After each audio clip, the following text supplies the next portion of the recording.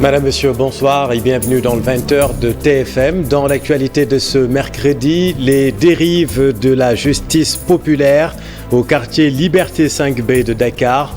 Un homme soupçonné de vol lynché à mort par des populations. S'en est suivi une vendetta indescriptible. On vous explique tout dès le début de cette édition. Présence de la fièvre hémorragique de Crimée-Congo au Sénégal. 4 cas détectés dont un décès. Quels sont les symptômes de cette zoonose? Faut-il craindre une poussée épidémique? Nous ferons le point. Dans l'actualité également, grogne des travailleurs de l'autoroute Ila-Touba. Ils se disent surexploités par l'entreprise CRBC. Sous contrat à durée déterminée depuis 4 ans, ils exigent des contrats à durée indéterminée. Selon eux, l'entreprise viole le code du travail. Exigibilité de la carte nationale de presse, plus de 700 cartes déjà distribuées. À l'approche de la date butoir, le 1er septembre, un lot de 218 a été distribué aujourd'hui par la Commission nationale de la carte de presse.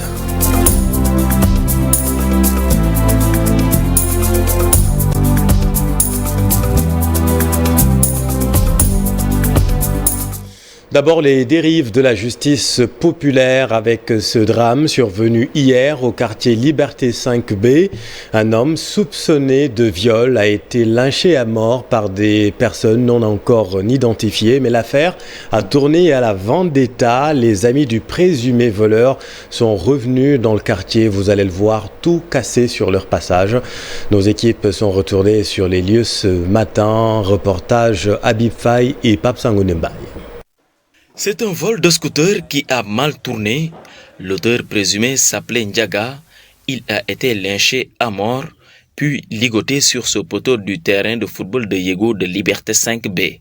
Les proches de la victime n'ayant pas digéré ce qu'ils considèrent comme un affront ont fait une descente dans ce quartier, cassant tout sur leur passage. Bilan, plus de 10 véhicules saccagés. Il est mort jeune. Sa mère vit dans le quartier, ici à Liberté 5B. Selon des témoignages, son gang a volé un scooter. Les autres ont pris la fuite. Malheureusement pour lui, il n'a pas pu prendre la clé des champs. Des gens l'ont attrapé, amené ici vers 5 heures du matin pour le lyncher à mort. On n'a pas pu identifier les auteurs. C'est par la suite que ses amis qui vivent au quartier Khariala seraient venus ici dans le quartier vers 11 heures du matin. Ils ont saccagé les véhicules et détruit les vitres ainsi que des maisons. Ce sont des jeunes de Khariala. Ils sont rentrés tranquillement chez eux après avoir commis leur forfait. Ce règlement de compte est lourd de conséquences, installant une psychose dans ce quartier sous haute surveillance policière. C'est ici dans ma boutique qu'ils m'ont trouvé et m'ont blessé l'orteil gauche. Ils étaient tous armés de machettes, de gourdins et certains jetaient des pierres. Ces jeunes ont tout détruit sur leur passage. Peur sur Liberté 5B, un quartier où règne un véritable sentiment d'insécurité. Nous n'avons pas de solution même si la police est là depuis hier. Ils m'ont trouvé ici et ont mis par terre toute ma marchandise, emportant aussi avec eux mon argent et celui des autres. Je n'ai pas pu fermer les yeux cette nuit à cause du stress. À notre passage sur les lieux, il n'y avait pas encore d'interpellation. Toutefois, les éléments du commissariat de Dieuppeul ont déclenché la chasse à l'homme pour livrer les auteurs du crime et des casses à la justice. Merci Habib. L'actualité, c'est aussi la présence de la maladie de la fièvre hémorragique de Crimée-Congo au Sénégal. 4 cas ont été récemment détectés, 4 cas dont un décès. Alors comment se manifeste cette zoonose et faut-il craindre une propagation rapide? Élément de réponse, Fatou Bintou Conté et Pape Sangoné Mbaye. La maladie Crimée-Congo fait partie du lot des grandes fièvres hémorragiques virales. Pourquoi le nom Crimée-Congo? Parce qu'en fait, les premiers cas de la maladie, et là pour la première fois le virus a été isolé, c'était en Crimée, donc la péninsule de Crimée, donc c'est dans les Balkans. C'était en 1944, je pense que c'était en pleine guerre, Deuxième Guerre mondiale, et donc la maladie a été identifiée chez 200 militaires. Donc le virus a été isolé en ce moment et ensuite en 1956 également il y a eu des cas similaires au Congo et le même virus a été isolé. Et donc c'est pourquoi donc, vers 1969 donc, on a appelé le virus de la fièvre hémorragique Crimée-Congo. Donc c'est ça qui explique son appellation. Une maladie zoonotique avec un taux de mortalité élevé, 40%. Cette période d'incubation, le début de la maladie va survenir de manière brutale. Et vous verrez que c'est une maladie qui va ressembler à plusieurs autres maladies, même ça ressemble aux autres fièvres hémorragiques virales, qui va se manifester par de la fièvre qui est très élevée, donc une fièvre qui va atteindre 39 à 40 degrés, associée à des sueurs, donc ce qu'on appelle un syndrome infectieux. Mais également, on peut avoir un syndrome pseudo-grippal, donc ici qui est marqué par des céphalées, c'est-à-dire des maux de tête qui sont très intenses, qui font même parfois aux antalgiques. Après une semaine d'évolution, des personnes peuvent présenter des signes hémorragiques. Manipulation des animaux malades, la transmission peut aussi être interhumaine. Autant de facteurs à prendre en compte. C'est une zoonose qu'on retrouve chez les animaux. Donc il peut s'agir des ovins, il peut s'agir des caprins, mais également des bovins. Et même parfois même, on peut retrouver la maladie chez les oiseaux, surtout en milieu sauvage. Mais la particularité de cette maladie Crimée-Congo, contrairement à la fièvre jaune et à la dengue, donc c'est une maladie également qui peut se transmettre d'un homme à un autre, mais également de l'animal à l'homme. Comme toutes les maladies hémorragiques, la prise en charge doit être rapide, symptomatique à la fois. La prise en charge doit se faire vraiment dans un milieu hospitalier et ce sont des patients qui doivent être isolés. Le traitement, il est d'abord symptomatique. En fait, les gens oublient. On peut avoir une maladie, qu'elle soit virale ou bactérienne, pour laquelle il n'y a pas un traitement spécifique. C'est-à-dire qu'il n'y a pas un médicament qui va tuer le virus. Mais le traitement symptomatique est important. Il existe quand même un antiviral. Même si quand même, il y a eu quelques controverses, mais quand même il y a des études qui ont montré que c'est un antiviral qu'on appelle la ribavirine, donc qui est efficace. Mais surtout, quand il est associé aux autres traitements symptomatiques. Donc c'est pour des traitements symptomatiques importants. Prévenir cette maladie, c'est possible. Il faut une lutte antivectorielle au niveau du bétail, éviter d'être en contact avec les animaux malades, les personnes malades, également la contamination nosocomiale. Reportage Fatou Kinédem. Merci beaucoup Fat Kiné. Tout autre chose à présent, mouvement d'humeur des travailleurs de l'autoroute Ila-Touba sous contrat à durée déterminée depuis 4 ans. Ils exigent désormais des contrats à durée indéterminée. Selon eux, l'entreprise chinoise CRBC ne respecte pas la législation en vigueur. Voyons tout cela avec Fatima Touré, Youssou Barou et le commentaire de Pape Farenik. Au sein d'un collectif, les agents de l'autoroute Ila-Touba crient au scandale. Sous contrat à durée déterminée depuis 4 ans, ces derniers se disent surexploités par l'entreprise chinoise en charge de l'exploitation de l'autoroute CRBC. Face à la presse, le collectif exige le respect de la législation du travail. Les gens avec lesquels nous sommes ont tout fait pour contourner la législation, pour être en porte-à-faux avec le code du travail. En dehors de ça, là où ça fait encore beaucoup plus mal, vous tous vous conviendrez avec moi que la législation du travail dit que à partir de 2 CDD successifs, le 3e contrat doit être un contrat de CDI. Et nous en sommes à notre 4e contrat à durée déterminée. Nous réclamons le paiement de tous nos droits et avantages et nous réclamons des CDI à l'ensemble du personnel qui a eu à travailler et qui est sur place. Ces agents demandent également la réintégration de 16 de leurs licenciés de manière abusive, disent-ils. 16 personnes parmi nous ont été licenciées arbitrairement et abusivement pour des motifs divers que nous réclamons mieux. Nous réclamons immédiatement la réintégration de tous nos camarades licenciés. Le collectif menace d'aller en grève à l'approche du Grand Magal de Touba si ces revendications ne sont pas prises en compte. Nous l'avons écrit et nous l'avons déposé avec les employateurs. Quand on dépose une lettre de préavis à la date du 10, son deadline, plus particulièrement, ce sera le 9. Comme vous le savez, le 9 septembre coïncidera à 1 semaine du début des activités du Grand Magal. Et là, nous nous gardons de la suite à donner par rapport à ça, si toutefois rien ne bouge. D'autres plans d'action sont en vue dans les jours à venir selon le collectif des travailleurs de l'autoroute Ila Touba. Des agents déterminés à poursuivre le combat jusqu'à satisfaction totale de leurs revendications. Dans le Nord, les travailleurs de la mairie de Richard Toll dans les rues, ils réclament de meilleures conditions de travail. Ils menacent même de paralyser le système. Ces travailleurs revendiquent des augmentations de salaire. Leur porte-parole Moussa Diao, responsable syndical du FGTS, avec notre équipe à Richard Toll. La prise en charge de la couverture médicale des travailleurs par les présidents des conseils départementaux et des maires, le transfert de la pension de retraite de l'IPRES au FNR, l'application effective des organigrammes type des collectivités territoriales, l'intégration définitive de tous les travailleurs des collectivités territoriales dans la fonction publique locale. Il ne reste que 350 cas sur les 11 000 déjà audités.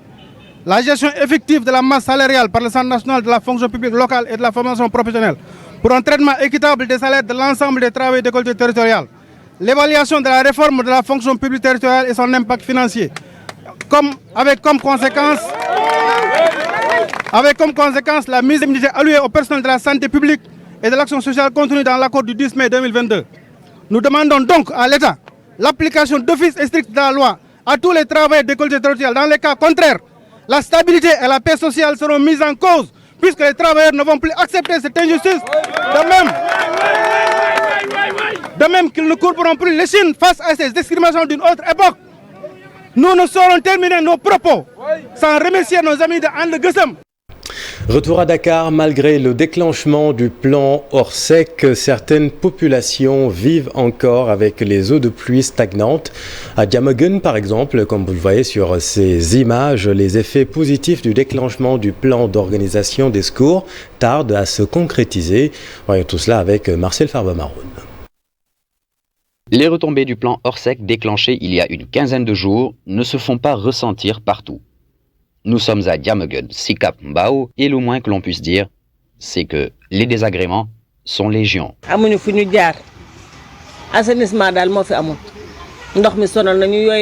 C'est difficile de passer actuellement au niveau de cette voie. Il n'y a pas d'assainissement. L'eau usée est insupportable. Elle cause pas mal de maladies parce qu'il y a beaucoup de moustiques.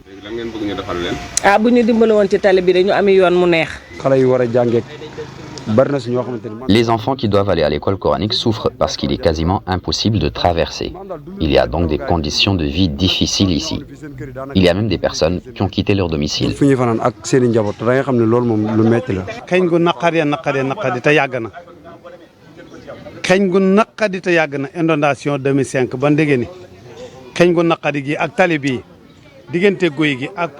Cela nous expose à une odeur désagréable et ça commence à durer.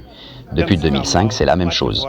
On demande qu'on goudronne au moins la route. Et cela serait même avantageux pour les usagers de l'autoroute qui pourront dévier par cette voie et aller donc plus vite.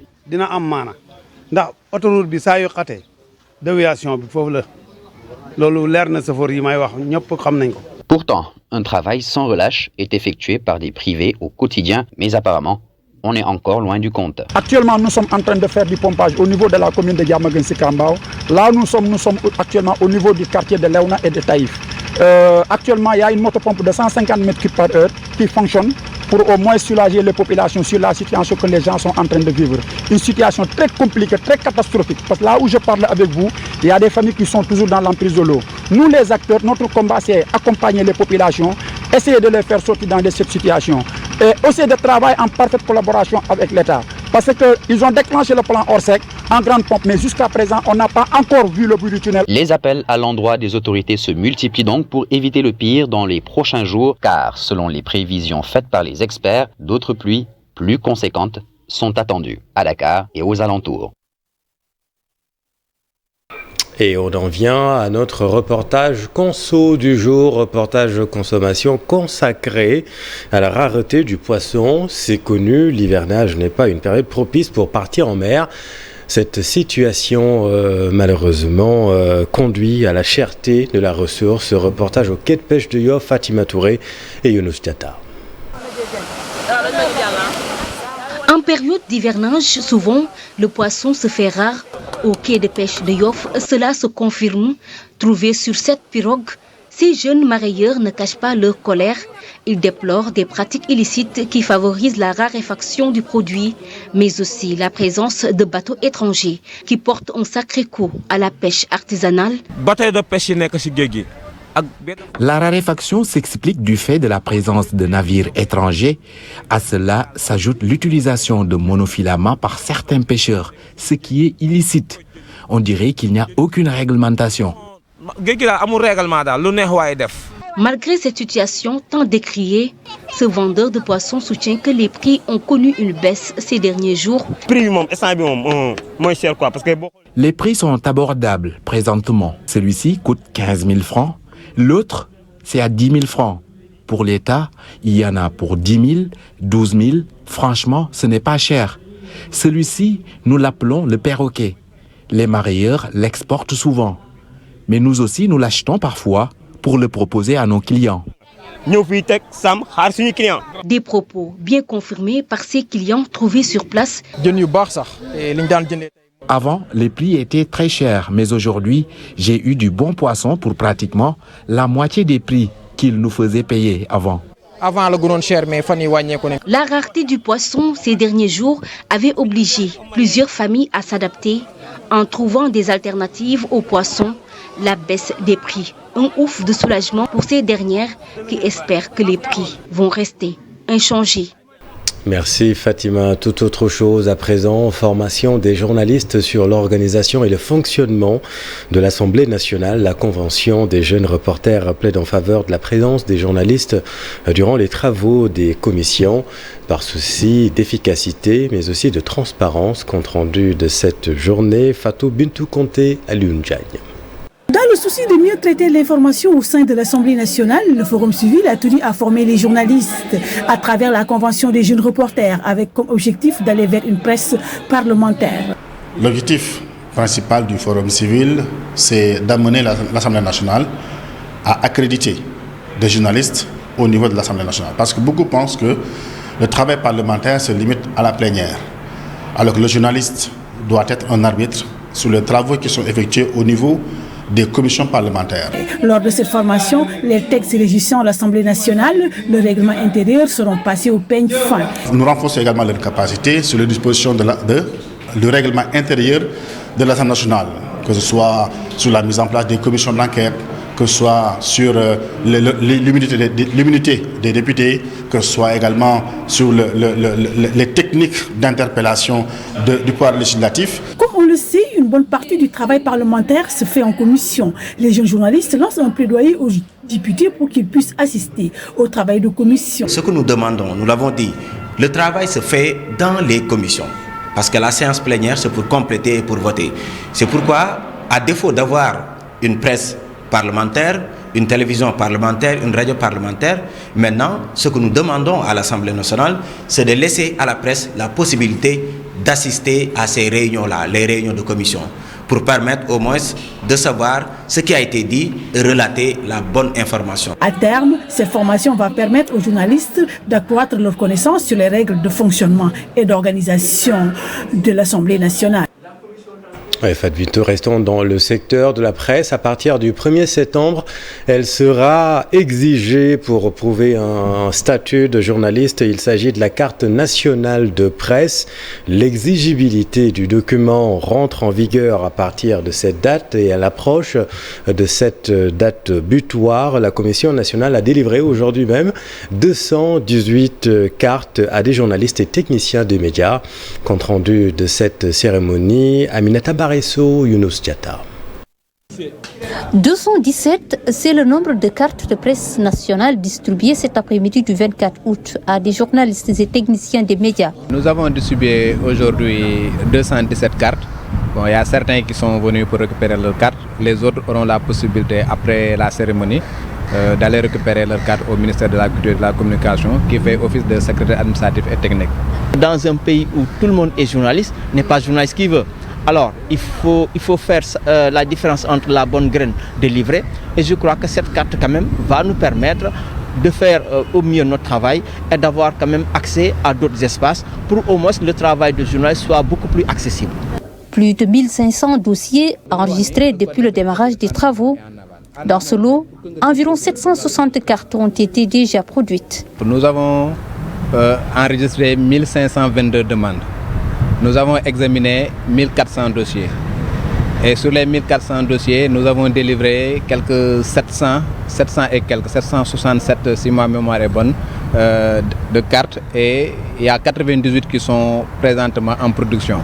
La commission a l'obligation de procéder aux vérifications qui s'imposent avant de délivrer la carte nationale de presse. Parce qu'il y a des critères qui sont édictés par la loi, et nous, commission, nous avons l'obligation de veiller au respect de ces dispositions de la loi. À la date du 1er septembre 2022, cette nouvelle carte de presse nationale sera exigée à tous les journalistes et techniciens des médias. Et pour cette fois, il n'y aura pas de report. Nous avons adressé des correspondances à tous les gouverneurs de région. Nous avons adressé des correspondances à tous les ministères. Et nous avons également adressé des correspondances aux chancelleries. Nous avons cette obligation de respecter quand même ce délai-là qui est fixé au 1er septembre 2022. Donc à partir du 1er septembre 2022, les dispositions du Code de la presse seront respectées. Ça veut dire tout simplement que seuls les détenteurs d'une carte nationale de presse pourront se prévaloir de la qualité de journaliste et de technicien des médias dans l'exercice de leurs fonctions. Sur les 1522 dossiers déposés à la commission, des demandes ont été recalées. C'est le cas de certains sites internet. Par exemple, sur les 200 enregistrés aujourd'hui, environ 30 seraient en règle. Merci Aminata. Dans l'actualité internationale, le Burkina Faso, le Nigeria, la Guinée et l'Angola, où on a voté ce mercredi pour élire des députés et un président de la République. Le récit de Daniel Diouf. En Angola, 14 millions d'électeurs étaient appelés aux urnes ce mercredi pour les élections générales. Ils devaient choisir leurs députés ainsi que le président de la République. À la fin de la journée, les observateurs de l'organisation de la société civile ont dit avoir déjà recensé des centaines de dysfonctionnements.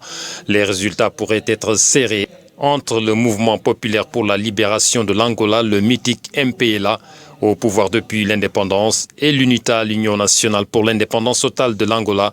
Les deux partis se sont affrontés lors d'une guerre civile qui a duré plus de 25 ans dans ce pays. Le médiateur désigné par la CEDEAO dans la crise guinéenne, Thomas Yayi Boni, de retour depuis dimanche à Conakry. Une rencontre était prévue avec l'ex-parti au pouvoir, le RPG d'Alpha Condé et ses alliés mardi, mais elle a finalement été annulée au dernier moment, ce qui n'est pas du goût du président du parti du Renouveau et du Progrès, membre de l'Alliance nationale pour l'alternance démocratique. Les acteurs politiques et la société civile estiment que les autorités guinéennes ne voulaient pas que le médiateur rencontre toutes les voix discordantes ou les oppositions au pouvoir. Le Burkina Faso s'est doté de sa première usine de production pharmaceutique spécialisée dans la production de médicaments génériques. Elle a été visitée mardi par le Premier ministre Albert Ouedraogo. L'usine est construite par des acteurs du secteur privé burkinabé, érigée sur 1,5 hectare dans la commune de Komsilga, en périphérie de la capitale Ouagadougou. Elle va assurer une disponibilité permanente des médicaments les plus demandés selon ses promoteurs. Selon le Premier ministre, elle va contribuer à mettre à la disposition des populations des médicaments à moindre coût. La mise sur le marché est prévue dans les mois à venir. Et puis, 4 religieuses enlevées dimanche dans le sud-est du Nigeria, dans l'état d'Imo, ont été libérées mardi par des hommes armés. Le porte-parole de la police a affirmé que les religieuses étaient indemnes, mais n'a pas précisé si une rançon avait été payée pour obtenir leur libération. Ces derniers mois, le clergé nigérian a été de plus en plus visé par les criminels, non pas pour des raisons religieuses ou idéologiques, mais plutôt parce que l'Église est perçue comme ayant la capacité de mobiliser les fidèles pour payer les rançons au Nigeria. Merci Daniel. Et puis un mot de sport, c'est une équipe nationale locale du Sénégal en nette progression tactique qui va faire face à la Guinée pour une double confrontation comptant pour le dernier tour des éliminatoires du championnat d'Afrique des Nations, Algérie 2023. Pour le technicien Chergué, il faudra éviter à tout prix les pertes de balles qui peuvent être fatales face à des Guinéens qui partent quand même favoris, cher Sadibou Diarra. L'équipe nationale locale du Sénégal n'a pas d'excuse cette fois-ci. Avant d'affronter la Guinée ce samedi, dans le cadre du dernier tour des éliminatoires du CHAN Algérie 2023, elle a eu suffisamment de matchs de préparation. Entre le premier tour, la COSAFA Cup et les Jeux de la solidarité à Bamako.